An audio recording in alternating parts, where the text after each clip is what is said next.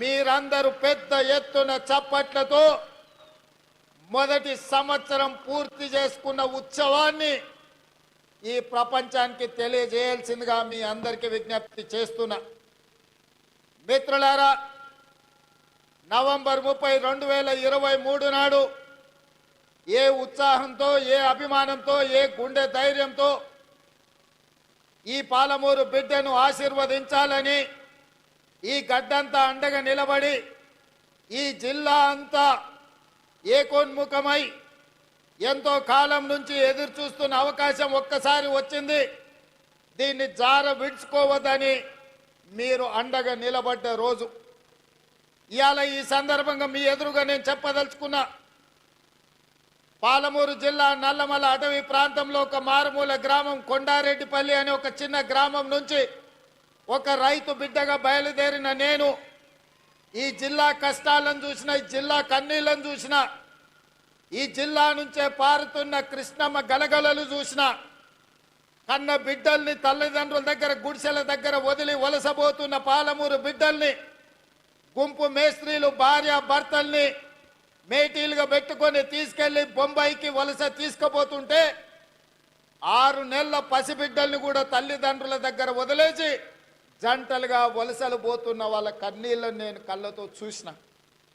ముఖ్యంగా అచ్చంపేట, నాగర్ కర్నూలు, వనపర్తి ప్రాంతంలో గుంపు మేస్త్రీల నాయకత్వంలో తట్ట పని, పార పని, మట్టి పని కోసం బొంబాయి దిక్కు వలసలు పోతుంటే ఆనాడు బస్సులు ప్రత్యేకంగా వందలాది బస్సులు ఈ జిల్లా నుంచి వలసలు తీసుకెళ్లడానికి రైతాంగాన్ని తీసుకెళ్తుంటే వనపర్తిలో నేను చదువుకునేవాడిని. ఆ రోజు నేను అనుకున్నా, ఏదైనా ఒకరోజు మనకు రాకపోతుందా, ఎల్లకాలం ఎప్పుడు ఇట్లనే ఉంటుందా, ఒకరోజు మనకు వస్తుంది. ఆనాడు నేను నాకు అవకాశం వస్తుంది అనుకోలేదు. మన పాలమూరు బిడ్డకు ఒకరోజు అవకాశం వస్తుంది. ఆ అవకాశాన్ని అందిపుచ్చుకొని ఈ జిల్లా వలసలను నిలువరించి ఈ జిల్లా బిడ్డల్ని సొంత ఊర్లో సొంత వ్యవసాయం, సొంత కుటుంబానికి దగ్గరగా ఉండి ఈ జిల్లాను ఆదుకోకపోతారా అని నేను ఎదురు చూసిన. సరిగ్గా 70 సంవత్సరాల తర్వాత ఆనాడు ఉమ్మడి హైదరాబాదు రాష్ట్రం మొట్టమొదటి ముఖ్యమంత్రిగా ఈ జిల్లా బిడ్డ బూర్గుల రామకృష్ణారావు ముఖ్యమంత్రి అయితే 70 సంవత్సరాల తర్వాత మీ బిడ్డ కొండారెడ్డిపల్లి నుంచి బయలుదేరిన ఒక రైతు బిడ్డ మీ అభిమానంతో ఈ తెలంగాణ రాష్ట్రానికి మళ్ళీ నాయకత్వం వచ్చే అవకాశం వచ్చింది.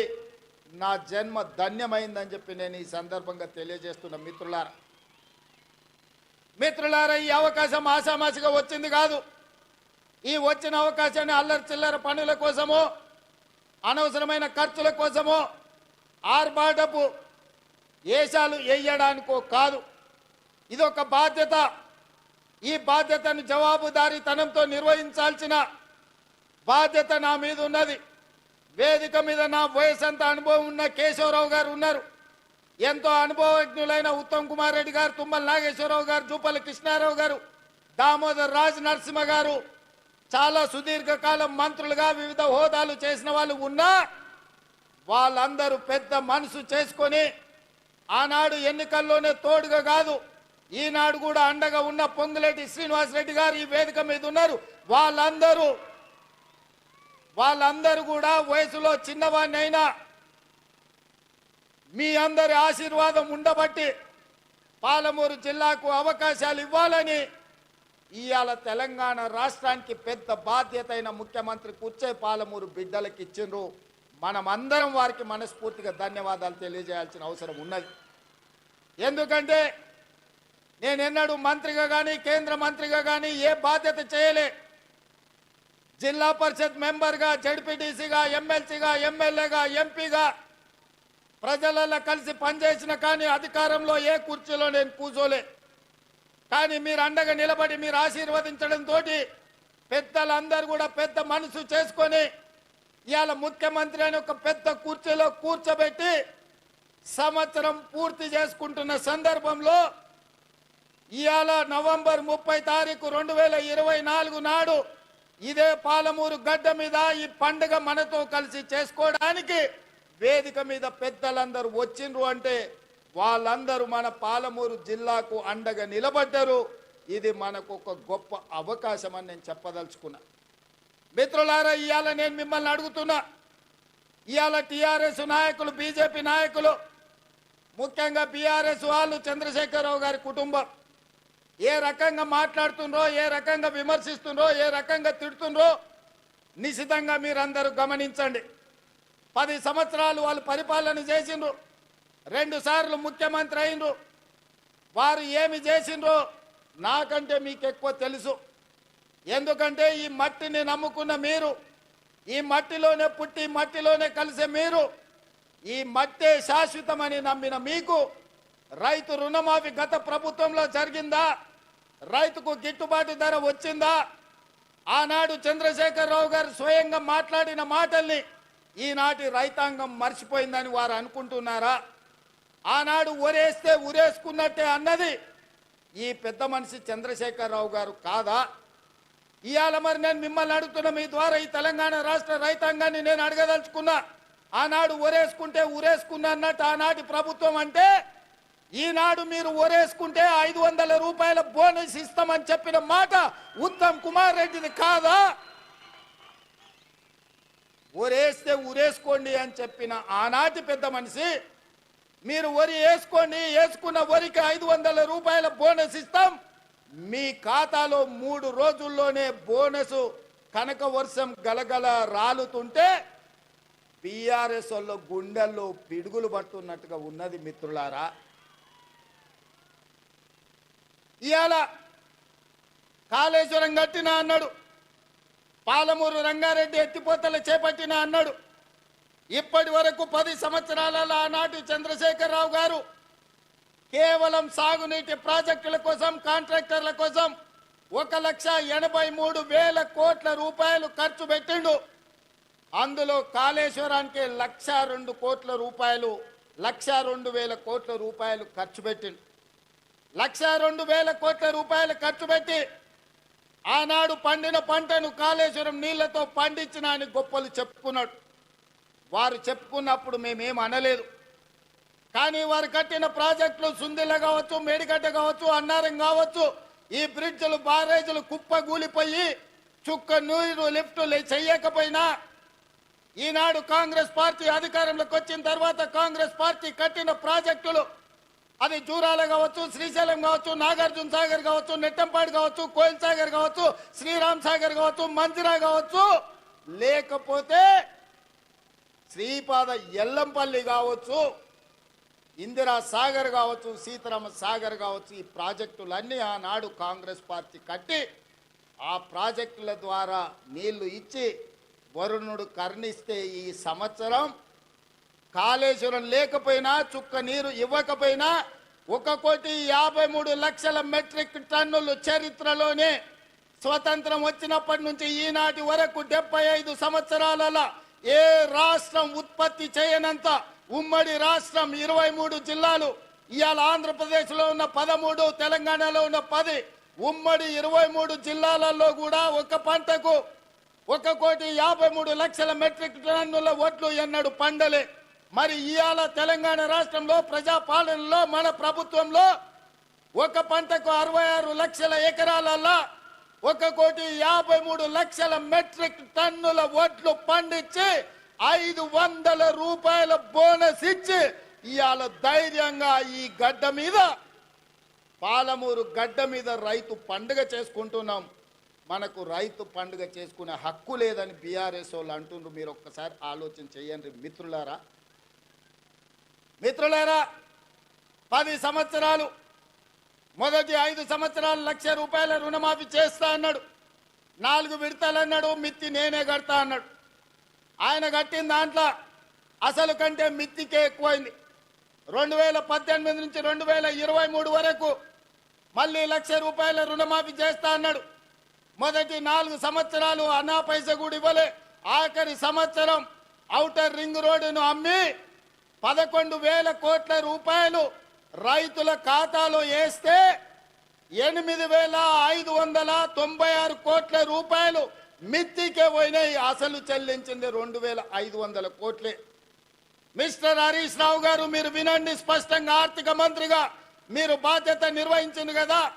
ఔటర్ రింగ్ రోడ్డు 7,500 కోట్ల రూపాయలకు తెగ నమ్మి ఆనాడు కాంగ్రెస్ పార్టీ నిర్మించి ఒక అద్భుతమైన ఆస్తిని నగరానికి, తెలంగాణ రాష్ట్రానికి ఇస్తే దాన్ని అమ్మేసి 5 సంవత్సరాలలో రైతు రుణమాఫీ చేసింది మీరు 11,000 కోట్లు అయితే అందులో 8,500 కోట్ల రూపాయలు మిత్తికే సరిపోయినాయి.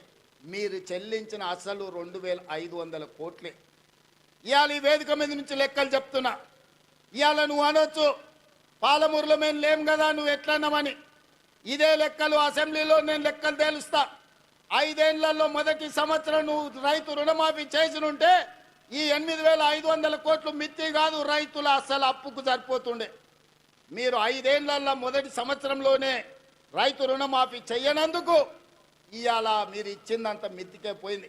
అందుకే నేను ఆలోచన చేసిన, మా భట్టి గారి సలహా తీసుకున్నా. ఇవాళ నేను ఈ వేదిక మీద నుంచి సగర్వంగా తెలంగాణ రైతాంగానికి గొప్పగా నేను చెప్పదలుచుకున్నా.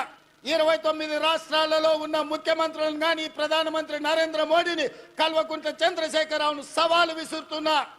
ఈ దేశంలో స్వతంత్రం వచ్చినప్పటి నుంచి ఏ రాష్ట్రమైనా 10 నెలల్లో 25 రోజుల్లో 22,22,062 రైతు కుటుంబాలకు 17,869 కోట్ల రూపాయల రుణమాఫీ చేసిన చరిత్ర ఈ దేశంలో ఉన్నదా అని నేను అడుగుతున్నా. చర్చలకు మీరు సిద్ధంగా ఉన్నారా నరేంద్ర మోడీ గారు అని నేను అడుగుతున్నా. నరేంద్ర మోడీ గారు వస్తారా చర్చకు? కల్వకుంట్ల చంద్రశేఖరరావు గారు వస్తారా? మీరిద్దరు కలిసి రాండి. ఈరోజు మా భట్టి గారు మా చేతుల మీదుగా, మా ఆడబిడ్డల చేతి మీదుగా 3,13,000 కుటుంబాలకు 2,747 కోట్ల రూపాయలు 4వ విడత రైతు రుణమాఫీ చేసిన.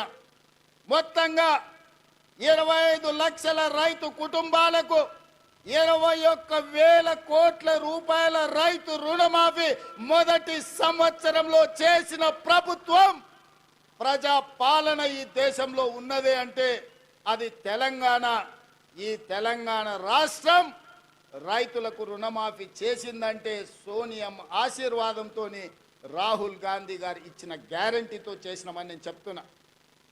అందుకే ఇవాళ బీజేపీ నాయకులను, బీఆర్ఎస్ నాయకులను ఒకరొక్కరికి వస్తారో అందరు కలిసి వస్తారో, ఎట్లొస్తారో అట్లా రాండి. అసెంబ్లీలో తేలుద్దామా, పాలమూరు గడ్డ మీద తేలుద్దామా. మొదటి సంవత్సరంలో 25 లక్షల రైతు కుటుంబాలకు 21,000 కోట్ల రూపాయల రైతు రుణమాఫీ చేసిన పేటెంట్ కాంగ్రెస్ పార్టీ గ్యారంటీ అని నేను చెప్పదలుచుకున్నా. గ్యారంటీల గురించి మాట్లాడాల్సి వస్తే, స్వతంత్రం వచ్చినప్పటి నుంచి దళితులకు, గిరిజనులకు, ఆదివాసీలకు, బలహీన వర్గాలకు భూ పంపకాలు చేసి అసైన్మెంట్ పట్టాలు ఇవ్వడం ద్వారా ఆ గ్యారంటీ మాది. రైతులను ఆదుకున్న చరిత్ర మాది. రైతు రుణమాఫీ చేసిన చరిత్ర మాది. కనీసం మద్దతు ధర తీసుకొచ్చిన చరిత్ర మాది. ఇవాళ రైతులకు రుణమాఫీ చేసిన చరిత్ర మాది. రైతులకు 24 గంటలు ఇవాళ ఉచిత విద్యుత్ వస్తుందంటే ఆనాడు డాక్టర్ వైఎస్ రాజశేఖర రెడ్డి గారు 9 గంటలు రైతాంగానికి నాణ్యమైన ఉచిత విద్యుత్ ఇచ్చి ఈ దేశంలోనే రైతులకు ఉచిత విద్యుత్ ఇవ్వడం కాంగ్రెస్ పార్టీ పేటెంట్ అని నిరూపించుకున్న చరిత్ర కాంగ్రెస్ పార్టీది. రైతు బీమా కనిపెట్టింది కాంగ్రెస్ పార్టీ. రైతులను ఆదుకున్నది కాంగ్రెస్ పార్టీ. ఇవాళ రైతుల గురించి ఏదైనా పేటెంట్ ఉంది, ఏదైనా గ్యారంటీ ఉందంటే రైతు రుణమాఫీ కావచ్చు, రైతులకు ఉచిత కరెంటు కావచ్చు, రైతు బీమా కావచ్చు. ఇవాళ రైతులను అన్ని రకాలుగా ఆదుకున్న కనీస మద్దతు ధర కావచ్చు. ఇవాళ రైతులకు 500 రూపాయలు బోనస్ ఇచ్చి వరి పంటను పండించిన చరిత్ర ఇవాళ కాంగ్రెస్ పార్టీది. ఈ పేటెంట్ అంతా మాది కాదా అని నేను అడుగుతున్నా. దీని మీద చర్చించడానికి మేము సిద్ధంగా ఉన్నాం. ఎవరెవరు వస్తారో రాండి అని చెప్పి ఈ వేదిక మీద నుంచి నేను సవాలు విసిరదర్చుకున్నా. అందుకే మిత్రులారా, ఇవాళ 70 సంవత్సరాల తర్వాత ఈ జిల్లాకు మనకు అవకాశం వచ్చింది. మన ప్రాజెక్టులు ఇంకా పడా ఉన్నాయి.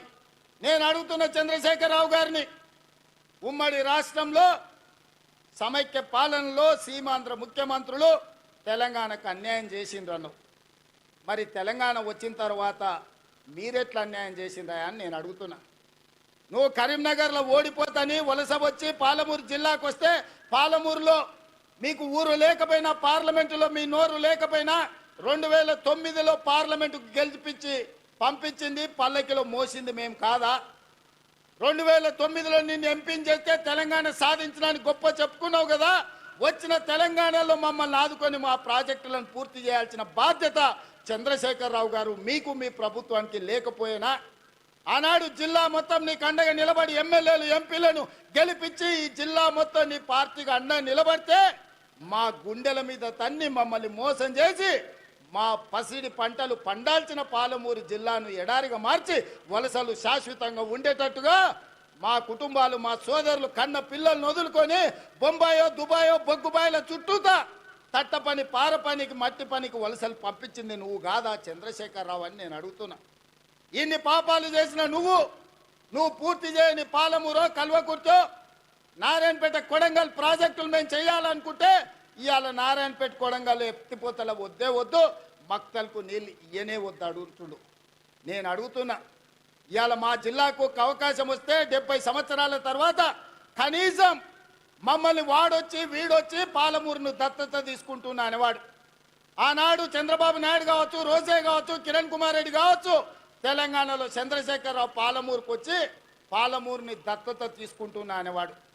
కానీ ఇవాళ మీ ఆశీర్వాదంతో మీ పాలమూరు బిడ్డ సొంత బిడ్డ ఎవడి దయాదాక్షిణ్యాలు అక్కర్లేదు, మమ్మల్ని ఎవరి దత్తత తీసుకోవాల్సిన పని లేదు, మా వాడే మా బిడ్డనే ఈ రాష్ట్రానికి ముఖ్యమంత్రి అయ్యిండు సంతకాలు పెడతాడన్నప్పుడు కాళ్ళల్లో కట్టెబెట్టడం న్యాయమా? మిత్రులారా మీరు ఆలోచన చేయండి. నేను అడుగుతున్న ఈ జిల్లాని పాలమూరు బిడ్డల్ని ఎంతకాలం ఎవడో వచ్చి మనల్ని దత్త తీసుకునేది మనం గతి లేనోళ్ళమా, చేతగానోళ్ళమా, చేవలేనోళ్ళ చీము నెత్తురు చచ్చిందా మనకు? మనం పరిపాలన చెయ్యలేమా? మనం నిధులు తెచ్చుకోలేమా? మన జిల్లాను అభివృద్ధి చేసుకోలేమా అని నేను అడుగుతున్నా మిత్రులారా. ఎందుకు అలా ఈ కోపం ఈ ద్వేషం బీఆర్ఎస్ వాళ్ళకని అడుగుతున్నా. ఏం నొచ్చింది? 10 ఏళ్ళు మీరు ఉన్నారు కదా, 20 లక్షల కోట్లు మీ చేతులు ఉన్నాయి కదా, 20,000 కోట్లు మా ప్రాజెక్టు పూర్తి చేయడానికి మీకు మనసు రాలేదు. మీరు మనుషులా అని నేను అడుగుతున్నా. ఇవాళ నేను కల్వకుర్తి పూర్తి చేయాలను ఉత్తమ్ కుమార్ రెడ్డి గారు పాలమూరు రంగారెడ్డి నిత్యం సమీక్షించడం ద్వారాను మా గద్వాల కృష్ణమోహన్ రాలపాడు నుంచి గద్వాల అలంపూర్లో మా సంపత్ కుమార్ ప్రాజెక్టు పూర్తి చేయాలని అడుగుతుంటే వాటికి నిధులు ఇవ్వాలి, నీళ్లు రావాలి అని నేను అంటుంటే మీరు అట్లెట్ల ప్రాజెక్టులు కడతారని చంద్రశేఖరరావు గారు ఆయన కొడుకు ఆయన అల్లుడు అంటున్నారు.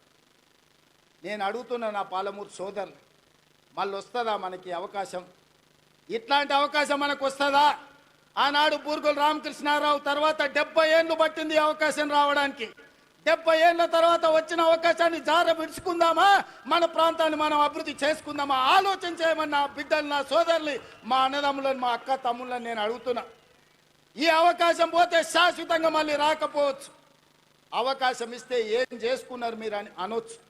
అందుకే ఇవాళ ఎవరు ఏమనుకున్నా మక్తల్ నారాయణపేట కొడంగల్ ఎత్తిపోతల పథకాన్ని తెచ్చినాం, మహబూబ్నగర్లో ఇంజనీరింగ్ లా కాలేజ్ తెచ్చినాం, ఇవాళ మెడికల్ కాలేజ్ కొడంగల్కు తెచ్చినాం. అన్ని కాలేజీలు, అన్ని స్కూళ్ళు, అన్ని విద్యా సంస్థలు ఇవాళ జిల్లాకు తెచ్చుకున్నాం. పెండింగ్ ఉన్న పాలమూరు రంగారెడ్డి ఎత్తిపోతలు మనం పూర్తి చెయ్యాలనుకుంటున్నాం. ఇవాళ ఇంతకుముందు మా మధు లేకపోతే మా ఎన్ఎం శ్రీనివాసరెడ్డి, మా అనిరుద్ధు చిట్టీలు ఇచ్చిండ్రు, అన్న ఇవన్నీ ప్రకటించని. అవన్నీ కాదు, ఈ జిల్లాకు ఏం అవసరమైన ఒక్కొక్కటి కాదు, అన్ని మూకుమ్మడిగా ఒకే సంతకంతో ఈ జిల్లాలో ఉండే అవసరాలకు అవసరమైతే వేదిక మీద నా మంత్రివర్గ సహచరుల సాక్షిగా మా వలస జీవితాలు బాగుపడాలంటే సంవత్సరానికి 20,000 కోట్లు మా జిల్లాకు ప్రత్యేకంగా నిధులు ఇవ్వండి అని నేను అడుగుతున్నా మీ తరఫున. 70 ఏళ్ళు మాకు అన్యాయం జరిగింది, నష్టం జరిగింది. 70 ఏళ్ళు మేము కన్నీళ్లతో బతికినాం.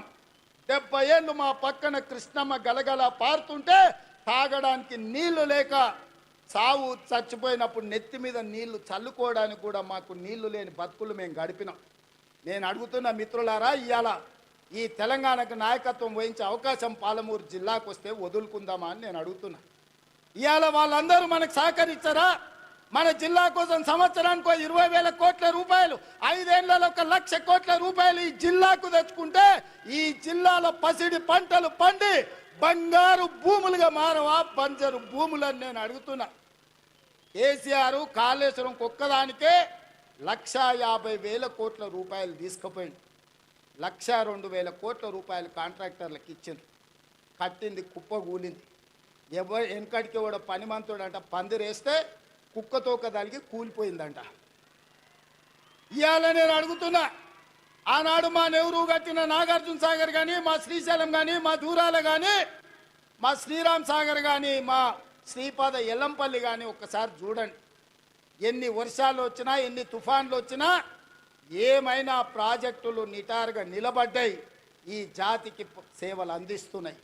కానీ కేసీఆర్ కట్టింది కుప్ప కూలింది.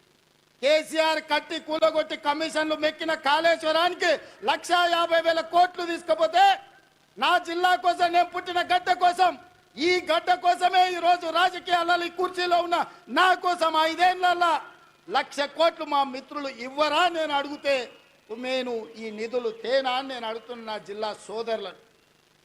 ఎంతకాలం ఎవడో మనల్ని దత్తత తీసుకోవాలని మనం దిక్కులు చూడాలి. ఒక్కసారి ఆలోచన చేయండి సోదరులారా. ఏం మనం కాలొంకరనా కన్నొంకరనా? ఏం తక్కువ మనకు? మనల్ని ఎవరో దత్తత తీసుకునేదేంది? మన గడ్డను మనం అభివృద్ధి చేసుకోలేమా? ఇవాళ అండగా నిలబడాల్సిన మీరు వాడో వీడో చెప్తే ఇవాళ వాళ్ళ సోయిలో పడ్డారంటే వచ్చే నష్టాన్ని ఆలోచన చేయండి. మల్లన్న సాగర్ల ముంచలేదా? కొండ పోచమ్మల ముంచలేదా? రంగనాయక సాగర్ల దోసుకోలేదా? ఇవాళ నేను కొడంగల్ నుంచి, మారుమూల ప్రాంతమైన కొడంగల్ నియోజకవర్గం నుంచి నన్ను ఆశీర్వదించినందుకు ఆ ప్రాంతానికి కృతజ్ఞత తెలుపుకోవాలని 3 లక్షల ఎకరాలు ఆ ప్రాంతంలో ఉంటే 1,300 ఎకరాలు భూసేకరణ చేసి ఇండస్ట్రియల్ పార్క్ తెచ్చి మా 20,000 30,000 మా కొడంగల్లో ఉన్న నిరుద్యోగ యువకులకు ఉద్యోగ ఉపాధి అవకాశాలు కల్పించాలి. పెద్ద పెద్ద కంపెనీలు అక్కడికి తెస్తే నా ప్రాంతం అభివృద్ధి చెందాలి. అప్పుడే నా జన్మ ధన్యమవుతుందని నేను ఒక ప్రయత్నం చేసిన. ఏమడిగినా ఈ తెలంగాణ రాష్ట్రంలో దాదాపుగా 2 కోట్ల ఎకరాల భూమి ఉంది. 2 కోట్ల ఎకరాల భూమిలో కొడంగల్లో 1,300 ఎకరాల భూమి సేకరించి ఒక పారిశ్రామిక వాడను నిర్మించి కొడంగల్ను నేను అభివృద్ధి చేయాలంటే చిచ్చు పెట్టి, లగచర్ల మంటలు పెట్టి, అధికారులను కొట్టించి, కలెక్టర్ల మీద దాడులు చేపించి ఇవాళ అమాయకులైన మా లంబాడి సోదరులను జైళ్లకు పంపించారు. నేను ఆయనలోనే చెప్పిన, లో దించుతున్నారు. ఆనాడు తెలంగాణ ఉద్యమంలో కూడా ఇట్లనే చేసిండ్రు. అగ్గిపెట్టె రావు గారు 100 రూపాయలు పెట్టి పెట్రోల్ తెచ్చుకున్నాడు, కానీ 10 పైసలు పెట్టి అగ్గిపెట్టె తెచ్చుకోలే. ఈ అగ్గిపెట్టె రావుని నమ్మకుర్రా నాయన అని చెప్పిన. ఆయన మా పిల్లలు ఆవేశపడి నమ్మిపోతే ఇవాళ కేసులు అయినాయి. ముఖ్యమంత్రిగా ఉన్న ఇవాళ నా దగ్గరకు వస్తారు, సార్ నువ్వే ముఖ్యమంత్రి కేసులు తీయని. నేను చెప్పదలుచుకున్న మా మిత్రులకు, మా సోదరులు, ముఖ్యమంత్రిగా ఉన్న నా మీదనే 182 కేసులు ఉన్నాయి.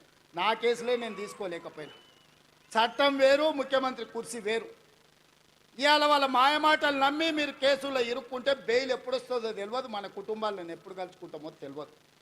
నేను అడగదలుచుకున్నా, మీ భూములు గుంజుకొని ఏం చేస్తాను? నేను చాప చుట్టి ఇంటికి తీసుకుపోతానా? నాకేం అవసరం ఉంది?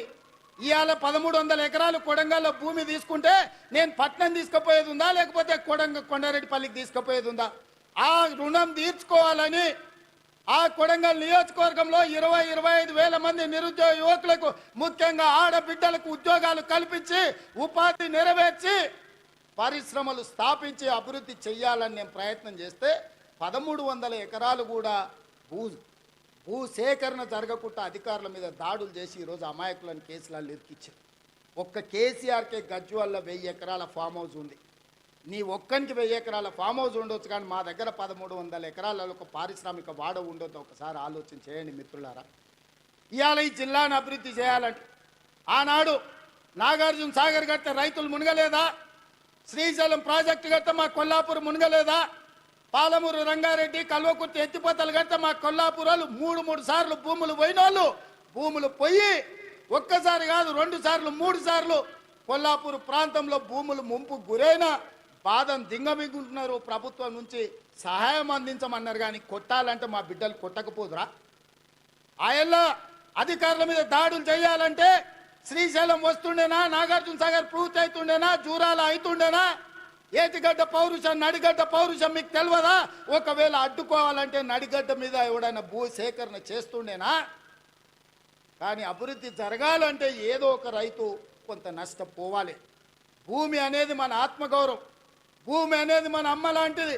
అమ్మతో మనకు ఎంత అనుబంధం ఉంటుందో మన భూమితో అంతే అనుబంధం ఉంటుంది. నాకు తెలియంది కాదు, కానీ అభివృద్ధి జరగాలంటే ఆ భూసేకరణ జరగాలి.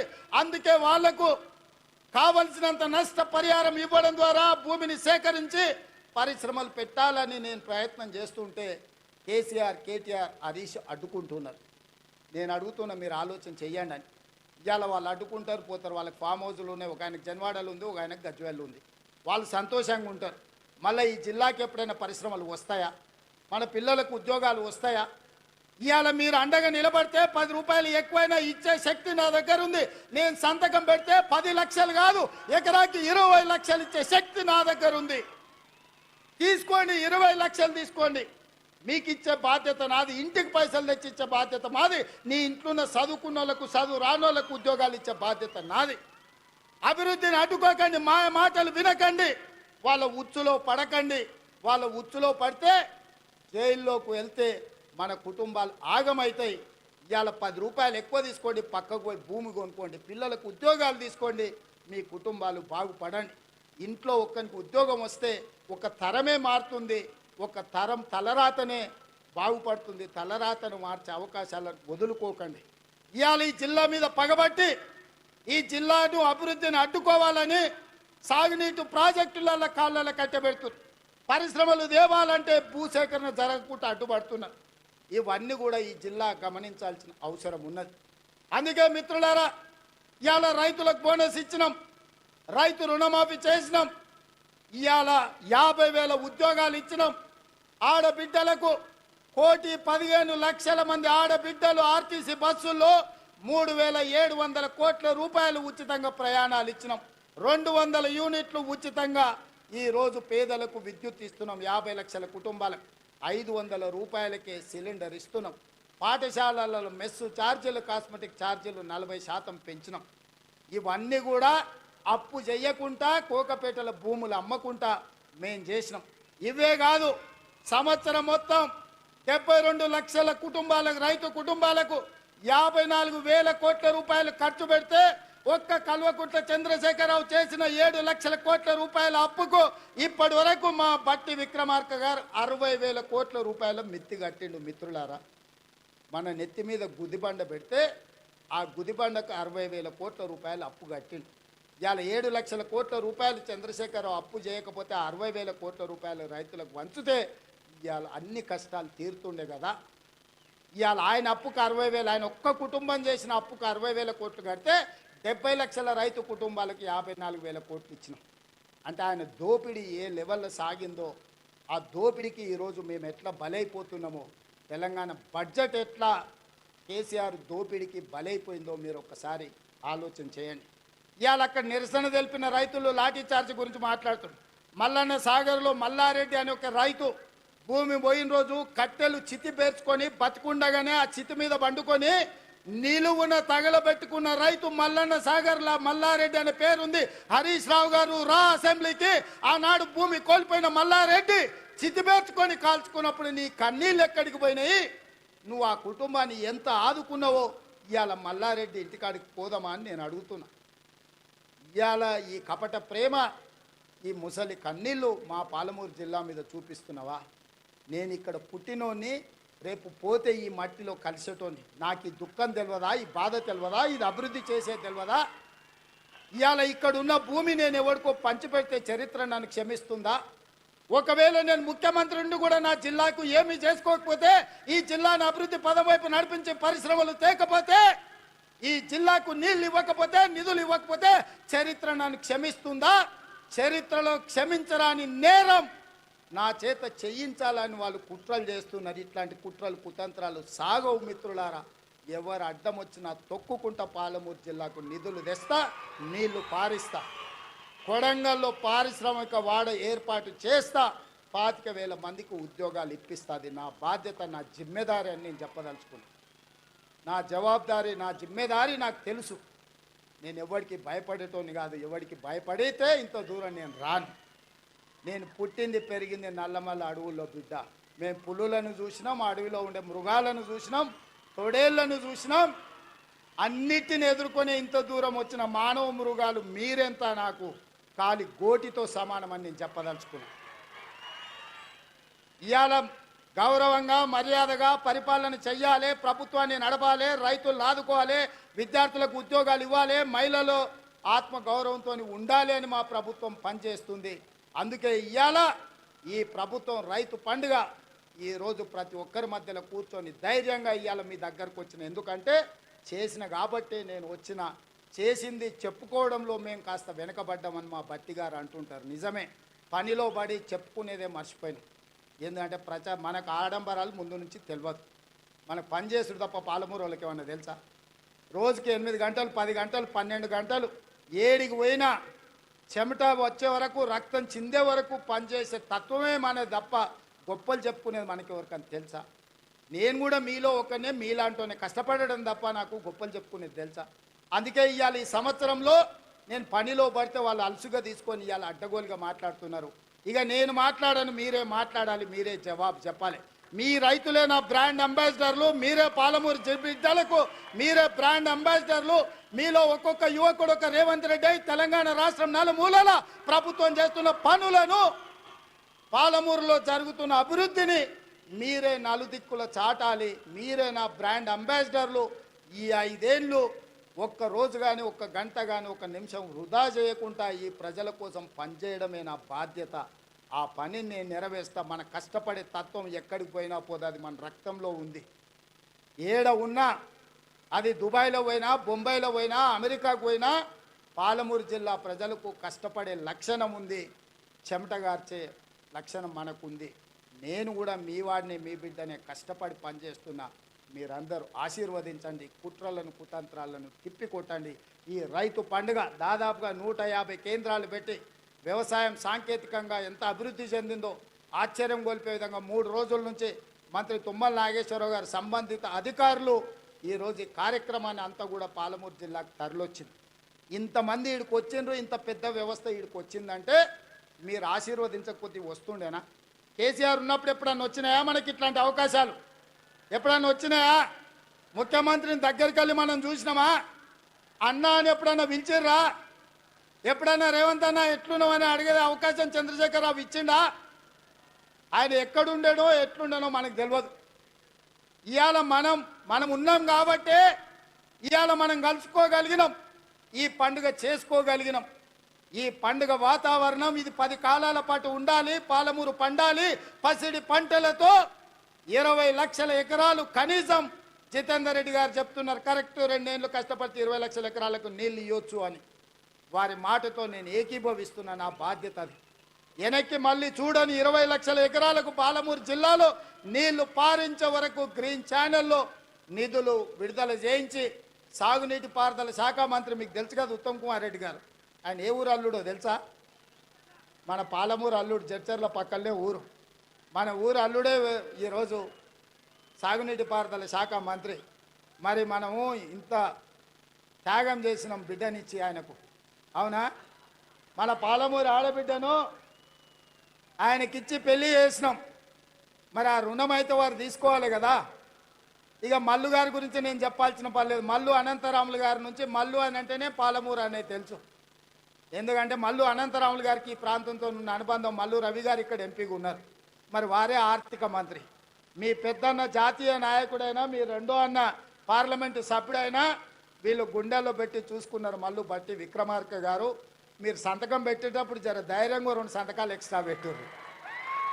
మీరు తెల్ల పేపర్ మీద సంతకం పెట్టినా మా వాళ్ళు ఏం తప్పు రాసుకోరు. 100 అవసరం ఉంటే 50 రాసుకుంటారు. మా వాళ్ళు అమాయకులు, మళ్ళీ 100 బట్టడానికి ఏమైనా కష్టమవుతుందేమో అని. మీరు తెల్ల కాగితం మీద మాకు సంతకం పెట్టి ఇచ్చినా మనం ఏమి తప్పు రాసుకోము.